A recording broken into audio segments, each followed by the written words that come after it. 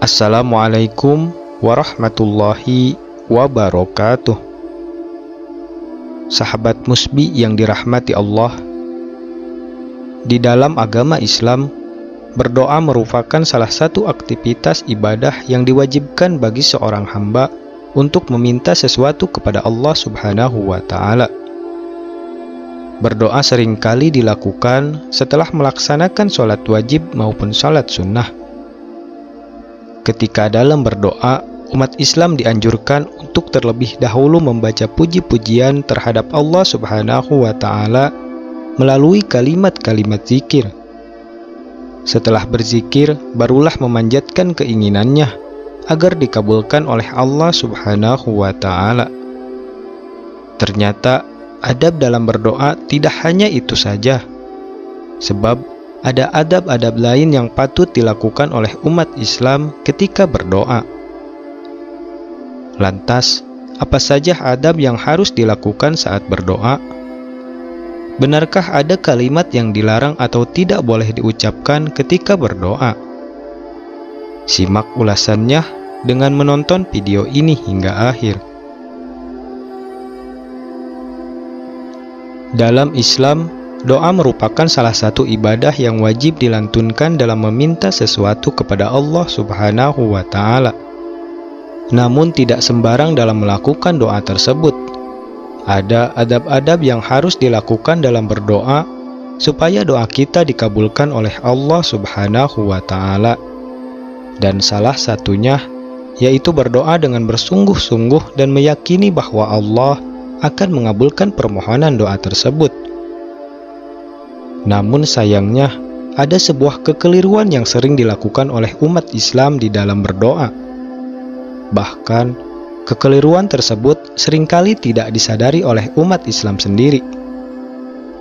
Ternyata, ada beberapa kata atau kalimat yang terlarang untuk diucapkan saat kita berdoa kepada Allah Subhanahu wa Ta'ala. Rasulullah Shallallahu Alaihi Wasallam bahkan menjelaskan bahwa kalimat tersebut seringkali diucapkan oleh umat Islam di saat berdoa. Padahal kalimat tersebut sebenarnya tidak diperbolehkan.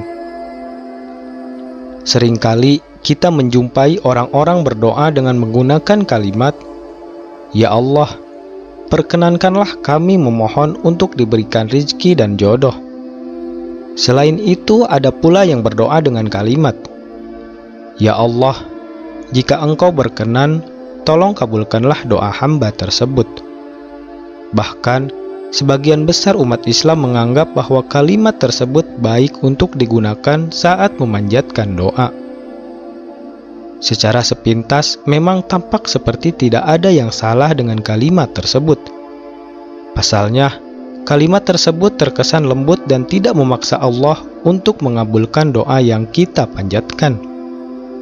Namun ternyata Allah melalui Rasulullah Shallallahu Alaihi Wasallam menyampaikan bahwa kata atau kalimat tersebut tidak disukai oleh Allah Subhanahu wa Ta'ala, dan umat Islam dilarang mengucapkannya ketika berdoa, sebagaimana disebutkan di dalam hadis berikut ini.